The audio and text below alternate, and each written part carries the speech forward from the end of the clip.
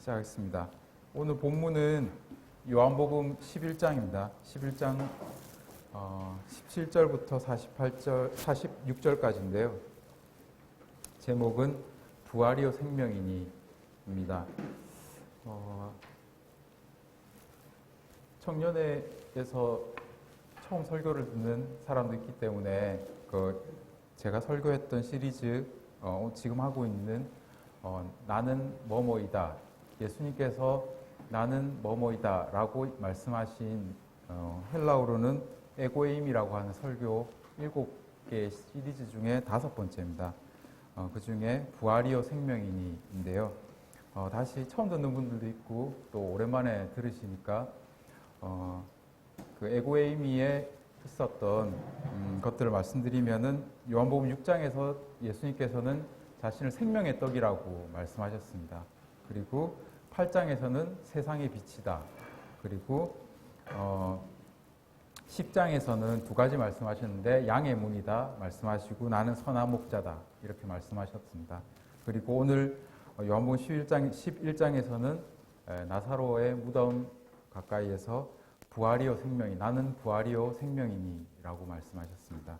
뒤에 나오는 또 있는데 14장에서는 나는 길이요 진리요 생명이니도 있고요. 15장에서 나는 참 포도나무다 라고 말씀하신 것이 총 7가지 에고의 의미가 되겠습니다. 오늘 옷이 좀 까맣죠, 그죠? 주미랑 같이 하는데 주미가 왜 까맣게 다 입었냐고. 어제 박종구 부친님 장례식장 갔을 때 입었던 옷 그대로 입고 왔거든요. 장례식장에 갔던. 오늘 말씀의 배경이 되는 말씀이 나사로의 장례식장에서 있었던 말씀입니다. 그래서 장례식 하면 굉장히 슬픈 일일 수도 있잖아요. 일이잖아요, 실제로도 그렇고. 그런데 그것을 세상에서 가장 슬픈 일을 예수님께서는 기쁨의 집으로, 잔치집으로 어떻게 바꾸셨는지 우리가 이미 잘 알고 있는 주일학교 때부터 많이 들어왔던 말씀일 수도 있지만은 다시 한번 같이 읽어보면서 예수님께서 어떤 분이신지 또 한번 깨달아 보도록 하겠습니다. 요한복음 11장을 다 읽으면 좋은데 시간이 없기도 하고 하니까요. 배경을 약간 설명해 드릴게요.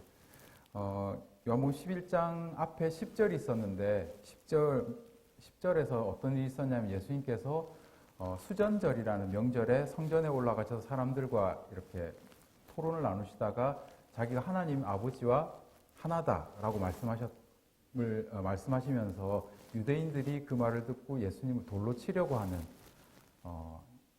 일이 있었습니다. 그 뒤로 예수님께서는 제자들과 함께 예루살렘에서 한 50km 정도 떨어져 있는 그 요단강 근처, 요단강 너머에 있는 베레아라고도 하기도 하고 정확하게 지명은 안 나와 있는데 베레아라고도 하기도 하고 오늘 말씀이 이렇게 이루어지는 예루살렘 옆에 있는 마을 베다니 마을과 동일한 마을인 베다니 그러니까 요단강 건너에 있는 베다니 마을로 추정되는 그쪽에서 그쪽으로 피난하시게 됩니다. 근데 피난하셨는데 평소에도 잘 지내고 있던 마리아와 마르다, 나사로 이 세 오누이 중에 하나인 나사로가 죽었다는 소식을 예수님께서 듣게 되십니다.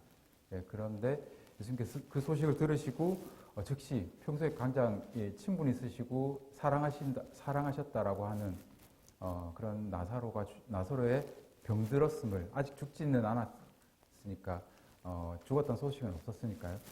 병들었다는 소식을 듣고 빨리 좀 와달라는 직접적인 얘기는 없었지만은 아프다라는 위중하다라는 소식을 듣고 예수님께서 즉시 떠나질 않으셨어요. 이틀 더 머무시고 이틀 뒤에 이렇게 가시게 됩니다. 그래서 이틀 뒤 소식을 듣고 이틀 뒤에 가시고 가는 동안에 또 이틀이 걸렸거든요. 그래서 총 나흘이 걸려서 그 베다니에 도착하시게 되는. 그래서 지금 오늘 본문이 되는 요한복음 11장 17절부는 이제 막 나사로가 죽은 것을 보기 위해서 이렇게 만나러 오시는 그 장면부터 시작되게 됩니다. 요한복음 11장 17절 보면요. 본문을 다 읽진 않고 제가 읽으면서 하도록 하겠습니다. 예수께서 와서 보시니 나사로가 무덤에 있은지 이미 나으리라. 아까 말씀드린 대로 나사로가 병들었다는 소식을 듣고 예수님께서 도착하실 때까지 4일이 걸렸어요. 그러면서 중간에 오늘 본문 앞쪽에 보면 예수님께서 제자들이 빨리 가야 되지 않냐고 이 소식을 들었는데 그러니까 예수님께서 이틀 더 머무시고 그 제자들에게 내가 거기에 있지 않은 것을 감사한다고 기뻐한다라고 그렇게 제자들에게 말씀해 주십니다. 예수님께서 이미 나사로를 통해서 어떤 일이 벌어질지 어떤 일을 하실지 이미 다 아시는 상황이었던 거죠. 그리고 그곳에서 어떤 일을 하실지도 다 아시는 상황에서 예수님께서는 그 나사로를 통해서 이루어질 일을 하나님의 영광이 드러날 일이라고 제자들에게 말씀하시면서 너희로 믿게 하려 합니다라고 정확하게 일어날 일에 대해서 목적에 대해서 제자들에게 말씀해 주셨습니다. 그래서 17절에 도착하신 예수님께서는 18절에 베다니는 예루살렘에서 가깝기가 한 오리쯤 되매. 그래서 이 오리라고 하면 어느 정도냐면은 대충 재보니까 오리가 4km 정도 되잖아요. 심리가 4km니까 한 2km 정도 되잖아요. 그럼 여기서 한 정희 목사님 집 정도 되는 거예요. 예루살렘에서 정희 목사님 집 정도까지. 엄청 가깝죠? 네? 여기서 정희 목사님. 그래서 굉장히 예루살렘에서 가까운 곳이었어요. 그러니까 앞에 배경을 잠깐 설명해 줄 때 예수님께서 요단강 근처로 가시기 전에 예루살렘에 계셨거든요. 그런데 만약에 예루살렘에 계속 계시다가 나사로가 아프다라는 소식을 들었으면 어떻게 하셨을까요? 바로 가셨겠죠, 그죠? 저 동네에 있는데 아프다라고 하면 이거 한 2km 정도 되니까 금방 가시지 않았겠어요, 그죠? 그러니까 예수님께서 앞으로 일어날 일을 아시고 기뻐하셨다는 이유가 어떤 건지 이제 이해가 되죠. 그래서 그 오리쯤 되는 그 베다니에 도착하셨어요. 하기 전에 제가 예수님께서 요단강 근처에 있는 베다니에서 지금 여기 예루살렘 근처에 있는 베다니로 오셨다고 했잖아요. 근데 앞에 있는 요단강 근처의 베다니는 정확히 거기라는 걸 알 수는 없어요. 그 성경상에는 어떻게 되어 있냐면은 세례 요한이 처음 세례를 베풀던 곳 이렇게 되어 있거든요. 근데 그 요한이 처음 세례를 베풀던 곳을 기념한 교회가 베단이라는 지역에 이렇게 세워져 있대요, 지금. 그래서 사람들이 그곳이 베단이가 아니었을까라고 추정을 한다고 합니다. 그래서 그럼 얼마나 멀까 해서 제가 구글어스에서 한번 찍어서 한번 이렇게 스트리트 뷰 해가지고 계속 이렇게 와봤어요.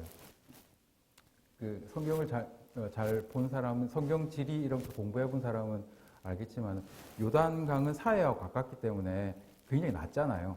예루살렘은 또 높은 지역에 있거든요. 올라가려면 이 베다니에서 이 베다니로 가려면 굉장히 이렇게 이렇게 비탈길 계속 올라가야 되는 거예요. 지금 이렇게 스트리트 뷰로 가는데도 도로가 굉장히 잘 돼 있더라고요. 자동차 전용도로를 이렇게 계속 가고 마을 가까이 가서는 이렇게 마을에 있는 작은 길로 가긴 하지만 계속해서 이렇게 올라가는 거예요. 그러니까 그 스트리트 뷰가 약간 이렇게 기울기 감각이 좀 없긴 하지만 그렇더라도 옆에 이렇게 광야, 그러니까 사막 지형이 이렇게 있고 산악 지형이 있고 그 사이에 길을 만들어가지고 올라가는데 계속 올라가는 거예요. 지금 같은 차를 몰고 가면 1시간 정도면 갈 거리지만은 그 당시에는 거의 60km 정도 되는 거리였기 때문에 그러니까 이틀 정도 걸려서 가는 거리였죠. 그래서 예수님께서 소식을 듣고 이틀을 더 머무시고 가는 동안 이틀이 걸렸던 이유가 그래서 그렇습니다. 그래서 나흘이 걸려서 오신 예수님께서 처음 만난 사람이 마르다입니다. 20절에 보면은 19절에 많은 유대인이 마르다와 마리아에게 그 오보라비의 일로 위문하러 왔더니 마르다는 예수께서 오신다는 말을 듣고 곧 나가 맞이하되 마리아는 집에 앉았더라. 21절에 마르다가 예수께서 여짜오되 주께서 여기 계셨더라면 내 오라비가 오라버니가 죽지 아니하였겠나이다. 사람을 예수님께 보내고 나서 예수님이 오시면 즉시 나을 거라고 이렇게 생각했었어요. 하지만 계산상으로 나흘이라는 시간, 예수님께서 소식을 듣고 만약에 바로 오셨다 하더라도 나사로는 죽었을 거예요. 왜냐하면은 나중에 또 나오겠지만은 예수님께서 나사로의 무덤에 가셨을 때 마르다가 얘기하기를 죽은 지 나흘이나 되었다라고 얘기를 하거든요. 그러면 이미 예수님께서 나사로가 죽었다라는 소식을 들었을 때 그날에 나사로가 죽었던 거예요. 예수님께서 만약에 바로 오셨다 하더라도 나사로가 살았을 때 보지는 못하는 거죠. 그래서 아주 그러니까 글자상으로 봐서 문자적으로 보기 때문에 마르다 이 말이 어떤 원망이 섞여있는 말인가 직접적으로 표현은 없지만은 뒤에 마리아도 동일한 얘기를 하고 동일한 멘트를 얘기하거든요. 하면서 예수님이 계셨더라면 참 좋았겠다. 왜냐하면은 예수님이 계셨으면 왜냐하면 그 전에 예수님께서 많은 사람들을 살리시고 많은 병자를 낫게 하시고 바로 앞에 9장에서는 나면서부터 눈먼 자를 눈을 뜨게 하는 그런 이적도 베푸시고 그리고 예수님께서는 마르다가 그 뒤에 하는 이 멘트처럼 여기죠. 그리스도이심을 하나님께서 보내신 그리스도이심을 믿고 있는 상태였기 때문에 예수님만 계시다라면은 분명히 나의 오라버니가 살아날 것이다라고 믿고 있었던 것 같습니다. 하지만 예수님께서는 그때 오시지 않았고요. 나흘이나 지난 뒤에 도착하셨습니다. 그래서 22절에 마르다가 계속 얘기하는데요. 그러나 나는 이제라도 주께서 무엇이든지 하나님께 구하는 것을 하나님이 주실 줄 아나이다 하면서 하나님께 지금 자기 오라버니는 이미 세상을 떠났지만 예수님께서 기도를 해주신다면 하나님께 구하신다면은 하나님께서 무엇이든지 주실 줄 자기가 안다고 이렇게 고백을 합니다. 하지만 이게 나중에 마르다의 다른 얘기를 들어볼 때 이게 진짜 자기가 믿고 이렇게 얘기한 것인가라는 것은 조금 의문이 있습니다. 그래서 하지만 예수님께서는 바로 얘기하시죠. 23절에 나사로가 살아나리라고 직접적으로 말씀을 하십니다. 이게 마르다가 바라던 말이잖아요. 그리고 마르다가 24절에 마르다가 이르되 마지막 구할 때에는 다시 살아날 줄을 내가 아나이다. 마르다의 이렇게 평소에 가지고 있었던 그 내세관에 대해서 자기가 이제 내세관을 담아서 예수님께 고백을 하고 있는 부분이 되겠습니다. 예수님께서는 지금 당장 살아나리라고 말씀하시지만은 마리아는 그거를 자기가 지금까지 가지고 있던 종교적인 지식, 경험 이런 걸 비춰봤을 때 자기 오라버니가 다시 즉시 살아나리라는 희망을 모두 버린 상태임을 알고 있습니다. 그리고 여기 하지만은 부활 때는 살아나리라라는 것으로 대답을 하고 있습니다. 근데 25절에 예수님께서 오늘의 제목이기도 한 말씀을 하시게 되는데요. 예수께서 이르시되 나는 부활이요 생명이니 나를 믿는 자는 죽어도 살겠고 26절에 무릇 살아서 나를 믿는 자는 영원히 죽지 아니하리니 이것을 네가 믿느냐. 예수님께서는 자신을 내가 부활시키겠다, 내가 생명을 주겠다라고 말씀하시지 않으시고 내가 부활 그 자체이고 내가 생명 그 자체이다 라고 말씀하십니다.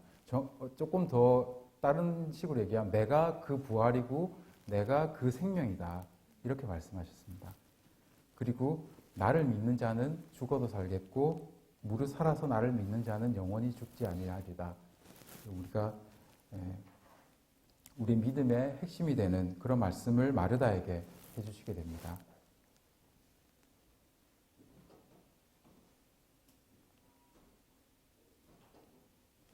이 부활이라는 것은 그 의미 그 자체가는 그냥 세우다라는 뜻이에요.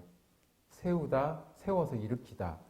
어떤 장막, 그 망대를 세워서 일으키는, 그때도 똑같이 이 원어적으로 쓰인다라고 합니다. 하지만 예수님께서는 여기서 다시 일으키는 이 부활을 자기가 그 부활이다라고 말씀하시는 것이죠. 예수님께서는 부활과 생명 그 자체가 되시고 그분을 예수 그리스도를 믿는 믿음이 그 부활과 연결된다라는 것을 말씀하고 계십니다. 골로새서에서 사도 바울은 골로새서 2장 12절에서 침례를 이야기하면서 너희가 침례로 그리스도와 함께 장사되고 또 죽은 자들 가운데서 그를 일으키신 하나님의 역사를 믿음으로 말미암아 그 안에서 함께 일으키심을 받았느니라, 이렇게 말하고 있습니다. 여기서 부활은 육체적인 부활도 물론 포함하고 있습니다. 많은 예수님께서 지속적으로 요한복음을 통해서 예수님을 표현하고 있는, 지속적으로 예수님의 그 말씀을 보게 될 때 육체적인 것뿐만 아니라 우리의 영적인 부활도 같이 말씀하고 계신 것을 알고 있습니다. 그리고 이 부활은 우리가 마지막 때까지 기다리지 않는다 할지라도 예수님을 믿으면 즉시 받는 그 거듭남을 말씀하기도 합니다. 계속해서 예수님께서 마르다에게 말씀하십니다. 마르다가 27절에 말하죠. 주여 그러하여다. 주는 그리스도시요 세상에 오시는 하나님의 아들이신 줄을 내가 믿나이다. 이 마르다의 고백은 대단히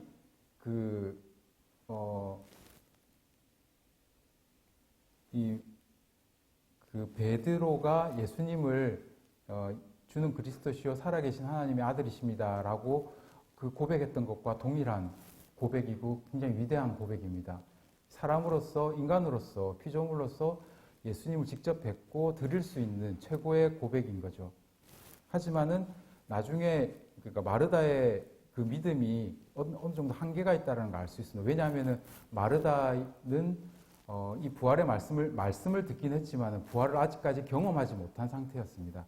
이 부활이 무엇인지 모르고 거듭남이 무엇인지 모를 뿐만 아니라 예수님의 십자가를 아직 경험하지 못한 상태였기 때문에 그 말씀의 의미를 정확하게 알지 못하고 말했을 수도 있어요. 나중에 아마 마르다는 자기의 최선을 다해서 자기의 믿음을 표현한 것이기는 하지만은 나중에 마르다는 예수님이 십자가에서 돌아가시고 부활하시고 난 이후에, 그리고 승천하시고 난 이후에 자기가 이 한 고백이 얼마나 위대한 고백인지 아마 깨달았을 거예요.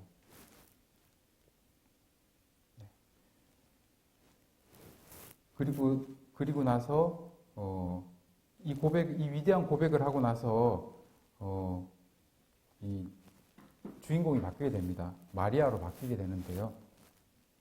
마리아로 바뀌고 나서 28절에 이 말을 하고 돌아서서 가만히 그 자매 마리아를 불러 말하되 선생님이 오셔서 너를 부르신다 하니, 그리고 마리아를 부릅니다. 29절에 마리아가 이 말을 듣고 급히 일어나 예수께 나아가매, 마리아는 예수님이 오셨다는 소식을 듣고 마르다와 같이 가지 않고 집에 있다가 마르다가 뒤늦게 불러서 예수님께 가게 됩니다. 30절에 예수는 다시 아직 마을로 들어오지 아니하시고 마르다가 맞이했던 곳에 그대로 계시더라. 31절에 마리아와 함께 집에 있어 위로하던 유대인들은 그가 급히 일어나 가는 것을 보고 곡하러 무덤에 가는 줄로 생각하고 따라가더니, 마리아와 마르다를 위로하기 위해서 앞에도 나왔지만은 많은 유대인들이 예루살렘 가까이 있었기 때문에 그곳에 있던 많은 유대인들이 마르다와 마리아를 위문하러 왔었습니다. 그 중에는 바리새인과 통하는 사람들도 있었고 진짜 위로하기 위한 사람도 있었습니다. 그리고 이 사람들이 나중에 어떤 역할들을 하게 되는데요. 계속해서 읽어보겠습니다. 32절에 마리아가 예수 계신 곳에 가서 뵙고 그 발 앞에 엎드려 이르되 주께서 여기 계셨더라면 내 오라버니가 죽지 아니하였겠나이다 하더라. 이건 마르다가 한 말과 정확하게 동일합니다. 그리고 마리아는 성경 가운데 예수님의 발 아래 여인이라는 표현으로 많이 불립니다. 이 마리아를 표현할 마리아가 성경의 복음서에 나올 때 예수님의 발 아래서 예수님의 말씀을 들었던 말씀이 있습니다. 누가복음에. 그리고 지금 이 요한복음에 예수님의 발 아래 와서 예수님을 맞이하는 장면이 나오고요.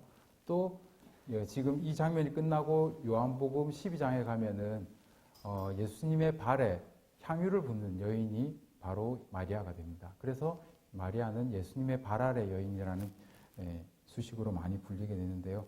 이 예수님이 마리아를 만나는 이 장면, 그리고 그 마리아와 함께였던 많은 유대인들과 이 보이는 반응들을 보면서 볼 때 예수님께서 앞에서 어떤 계획을 가지고 이곳에 오셨잖아요.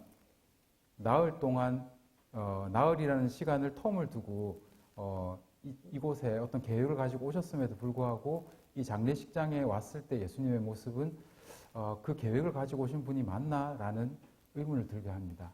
계속해서 읽어볼게요. 33절입니다. 예수께서 그가 우는 것과 함께 온 유대인들이 우는 것을 보시고 심령에 비통히 여기시고 불쌍히 여기사. 여기 비통히 여기사, 불쌍히 여기사 이렇게 나오신데 비통이라는 표현이 예전 번역 성경에 보면은 통분히 여기사 이렇게 되어 있습니다. 여기 비통이라고 할 때 비는 슬플 비자잖아요. 고통스럽게 슬퍼하다 이런 뜻으로 번역할 수가 해석할 수도 있고요. 근데 정확하게 원어적으로는 이렇게 분노를 느끼면서 분해하다라는 표현이 많이 들어있다고 합니다. 그러면은 예전에 우리 한글 번역이 조금 더 원어 번역과 좀 가깝다라고 볼 수가 있겠죠. 그래서 요번 이 성경을 읽을 때 11장을 볼 때에 왜 이렇게 앞에서 얘기했지만은 왜 예수님께서 모든 계획을 다 가지고 있고 아버지의 계획에 따라서 이곳에 오셨음에도 불구하고 그리고 앞에서 나흘이나 이틀을 지체하고 나흘째 되는 날 도착했던 하는 이 계획을 오히려 기뻐한다라고 말씀하셨던 예수님께서 왜 마리아와 이 유대인들이 우는 것을 보고 이토록 분통히 여기시고 비통히 여기시고 불쌍히 여기셨을까? 많은 생각들을 했었습니다. 이것이 우리가 죽음 앞에서 우리가 취하게 되는 자연스러운 마리아와 마르다 그리고 유대인들은 죽음 앞에서 자기들이 취하는 당연한 행동이었습니다. 죽음이 언제부터 시작되었죠? 갑작스러운 질문인가요? 우리가 지난달에 읽었지만 창세기부터 이렇게 있을 거잖아요. 창세기 3장에 죄가 들어왔을 때 창세기 3장에 보면은 죄가 들어오고 하나님께서는 그 죄를 지은 아담과 하와 인간을 에덴 동산에서 쫓아내십니다. 아주 그냥 건조하게 보면은 하나님께서는 죄를 범한 인간을 그 죄를 범했기 때문에 거룩하지 않기 때문에 에덴 동산에서 내쫓으시는 아주 매몰찬 물론 가죽옷을 입히신 그런 은혜로운 하나님이시긴 하지만은 그렇게 보일 수도 있잖아요. 그런데 저는 개인적으로 이 말씀을 준비하면서 그 아담과 하와를 내쫓으시면서 그들이 죄를 범했을 때에 하나님의 마음이 예수님께서 우는 마리아와 유대인들을 보시면서 느끼셨을 그 마음이 아니셨을까 생각하게 되겠습니다. 죄를 범한 인간, 죽을 수밖에 없는 인간, 그들이 죽음을 인생 가운데 가장 절망적인 상황으로 알고 있잖아요. 죽음이 모든 게 다 끝나는 걸로. 암에 걸리면은 모두 다 지금은 이제 그 의료 기술이 좋아져서 암에 걸리더라도 치료하는 기술들이 많이 되었지만은 몇 년 전만 하더라도 암에 걸렸다라고 하면 사람들이 굉장히 많은 공포감을 느낄 만큼 그런 병이지 않습니까? 그리고 어제 장례식장에도 갔다 왔지만은 이 죽음이라는 그 이벤트가 있으면은 그 죽음을 당한 사람 우리는 다시는 볼 수 없는, 다시 살아나는 것을 볼 수 없는, 사랑하는 사람의 죽음 이후에는 다시 죽기 이전에 그 모습과 같이 우리가 살 수 없는, 사랑할 수 없는 그런 상태가 되어버리는 것이 인간의 상태인 것이죠. 그 인간의 운명인 것입니다. 하지만 예수님께서는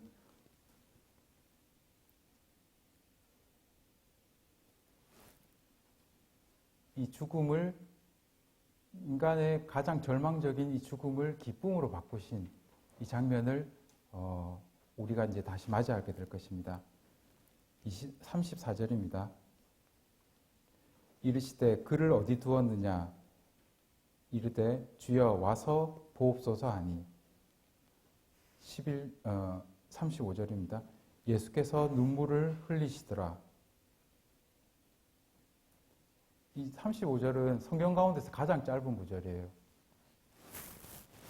참고로 그러니까 영어로 했을 때 그렇다는 겁니다.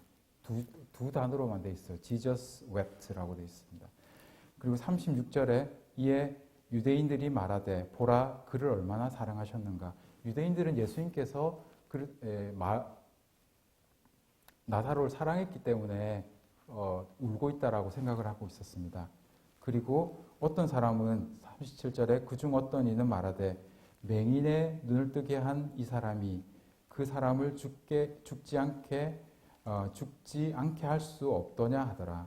이거는 요한복음 9장에서 일어났던 사건을 말하는 거죠.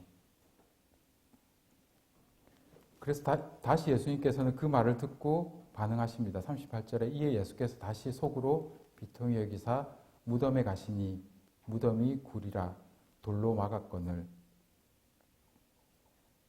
예수님께서 여기서 또 분통히 여기신 것은 그들의 믿음의 없음, 그리고 그들이 그렇게까지밖에 반응할 수 없는 것에 대해서 비통히 여기시는 것입니다. 하지만 여기서 장면이 바뀌게 됩니다. 이 분위기가 완전히 바뀌게 되는 거죠. 39절에 예수께서 이르시되 돌을 옮겨 놓으라 하시니 그 죽은 자의 누이 마르다가 이르되 주여 죽은 지가 나흘이 되었음에 벌써 냄새가 나나이다.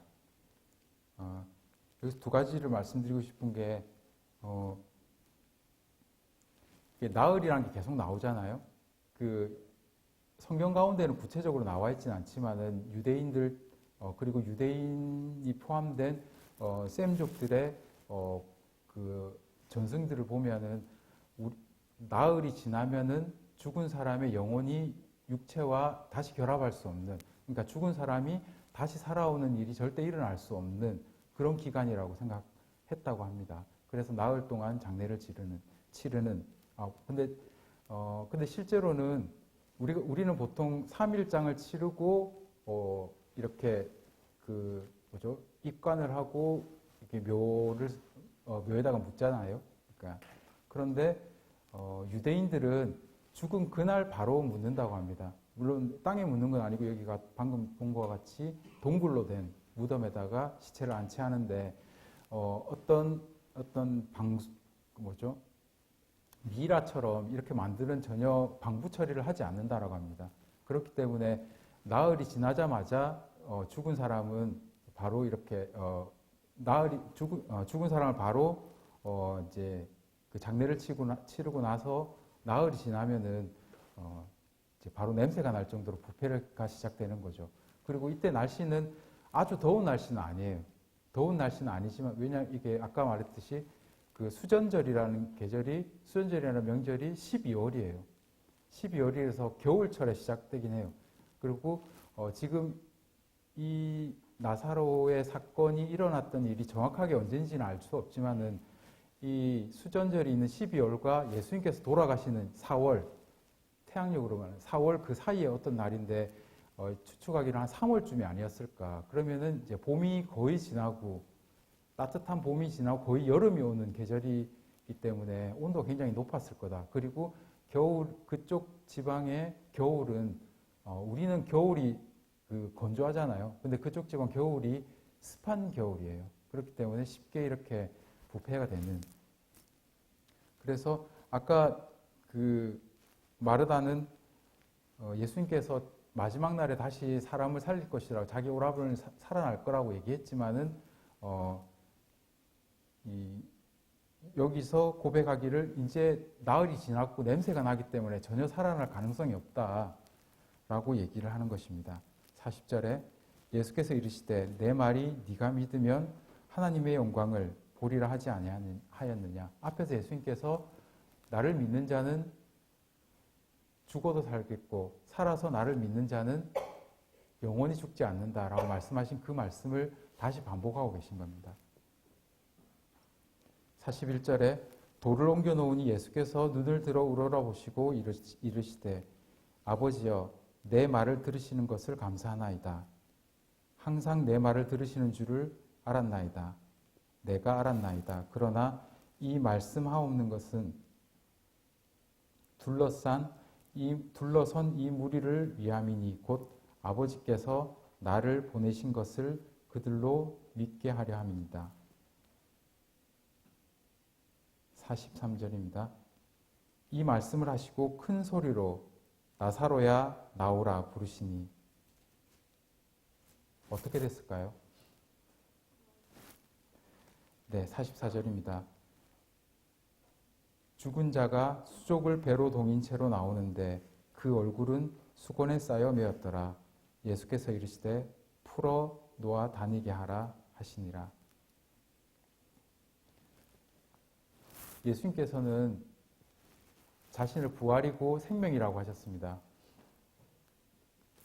그리고 오늘 나사로를 살리는 이 장면을 통해서 며칠 뒤 또는 아니면 몇 주 뒤에 자신이 죽으시고 다시 부활하실 것을 미리 보여주신 겁니다.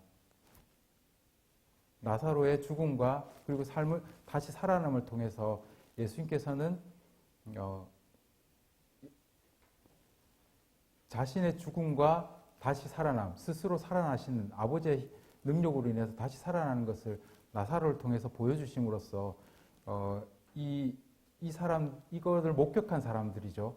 목격한 마리아와 마르다뿐만 아니고 많은 유대인들 그리고 제자들 이들이 예수님이 부활하셨을 때 그 부활을 목격한 증인들로서 그것을 믿게 하기 위해서 지금 나사로의 죽음을 그리고 부활을 보여주신 것입니다. 저는 오늘 이 말씀을 계속 몇 주간 준비하면서 계속 묵상한 거죠. 묵상하면서 요한이 다른 복음서에 없는 이 사건을 왜 기록했을까? 그런데 이걸 읽어보니까 왜 다른 사도들은 이걸 기록하지 않았을까? 오히려 거꾸로 이런 생각이 들었습니다. 복음서 중에서 요한복음이 가장 나중에 쓰여졌거든요. 추정키로는 요한은 다른 복음서들이 쓰인 것을 다 아마 읽어봤을 거라고 추정이 됩니다. 그것을 읽어보고 거의 1세기가 지난 예수님께서 돌아가시고 나서 교회가 세워지고 나서 복음의 1세대들이죠. 예수님의 1세대들인 그 세대들이 다 이제 세상을 버린, 그러니까 하늘나라로 간 그 시점 가운데에서 요한은 이제 교회에 남아있는 자들에게 무엇을 전해주고 싶었을까? 그것을 한번 생각해 보게 되었어요. 다른 복음서에 없는 이 사실을 요한이 여기 썼던 것은 요한은 이 예수님이 자신을 스스로 부활이고 생명이라고 말씀하신 것을 다음 세대도 계속해서 기억하기를 원했던 것이고 지금 우리 살아가고 있는 이 세대를 살아가고 있는 우리에게도 예수님이 부활이시고 생명이시라는 것을 믿고 살아가게끔 하기를 원했던 것을 깨달을 수 있습니다. 나사로는 어떻게 됐을까요? 다시 살아난 나사로는 죽지 않았을까요? 나사로가 죽는 것도 교회들이 아마 봤을 겁니다. 박해로 어떤 기록이 남아있지는 않지만은 제가 찾아보지는 않았지만은 성경 가운데 나사로의 어떤 그 이후의 행적에 대해서 나와 있지는 않습니다. 하지만은 많은 사람들이 이 나사로의 다시 삶을 주목했거든요. 그러면 이 사람이 어떻게 살아갈지도 아마 주목했을 것이라고 충분히 짐작하고 그가 죽었을 때도 예수님이 다시 살린 자가 왜 죽었을까? 많은 의문이 가졌을 거예요. 그리고 그것을 목격한 많은 믿음을 가진 사람들이 그럼 과연 죽음이란 무엇이고 예수님께서 말씀하시는 이 복음이 그러니까 부활이 무엇이었을까? 많은 생각을 했을 때 요한은 이 나사로의 다시 살아난 이 기록을 기록함으로써 우리에게 이 부활이라는 것은 단순히 육체가 살아나는 것이 아니구나. 예수님을 믿고 예수님이 하나님이 보내신 하나님의 아들 그리스도이심을 믿는 그 믿음 자체가 부활이구나 라는 것을 알리고 싶었던 것입니다. 우리 오늘 여기 가운데 있는 청년들도 모두 거듭난 청년들 그리고 복음을 알고 있는 청년들입니다. 하지만 우리가 삶 가운데 이 부활을 내 삶의 정체성이라고 생각하고 한번 살아보시기 바랍니다. 항상 그렇게 살고 계시리라고 믿어 의심치 않습니다. 하지만 저도 이 말씀을 준비하면서 항상 잘 알고 있는 나사로의 다시 삶에 대한 말씀이지만 이 부활에 대해서 부활이 단순히 육체적인 부활뿐만 아니고 예수님께서 생명을 가지신 그리고 생명 그 자체가 되신 예수님께서 그 생명을 우리에게 주시고 우리에게 다시 살 수 있는 그 소망을 주신 것 자체가 부활이다라는 것을 알고 삶을 살아가시기 바랍니다. 어떻게 슬픔이 가득했던 그 초상집이 이렇게 기쁨이 가득한 찬양이 가득한 잔치집으로 변했던 그 기록을 우리가 함께 했는데요. 어떻습니까? 저의 말하는 건 어눌하곤 하지만 여러분에게 충분히 하나님께서 그 마음 가운데 이 부활에 대해서 전해주셨으리라 생각합니다. 오늘 이 요한복음을 기록한 요한일서에 이렇게 기록했습니다. 요한일서 5장 5절인데요. 제가 시간상 읽어드리겠습니다. 요한일서 5장 5절 예수께서 하나님의 아들이심을 믿는 자가 아니면 세상을 이기는 자가 누구냐? 부활을 경험한 우리가 세상을 이길 자들입니다. 그리고 요한일서 5장 11절에서 또 증거는 이것이니 하나님이 우리에게 영생을 주신 것과 이 생명이 그의 아들 안에 있는 그것이니라. 하나님께서는 믿는 우리에게 이미 영생을 우리에게 주셨습니다. 이것이 우리에게 주어진 부활입니다. 요한일서 5장 12절에서는 아들이 있는 자에게는 생명이 있고 하나님의 아들이 없는 자에게는 생명이 없느니라. 내가 하나님의 아들의 이름을 믿는 너희에게 이것을 쓴 것은 너희로 하여금 너희에게 영생이 있음을 알게 하려 함이라. 요한이 요한복음을 쓴 목적과 정확하게 일치합니다. 여러분에게는 영생이 있습니다. 영생이 있음을 기억하시고 이 세상을 살아가시기 바랍니다. 네, 이상입니다. 설교는 마치고요. 기도하고요. 네, 기도하고 마치도록 하겠습니다.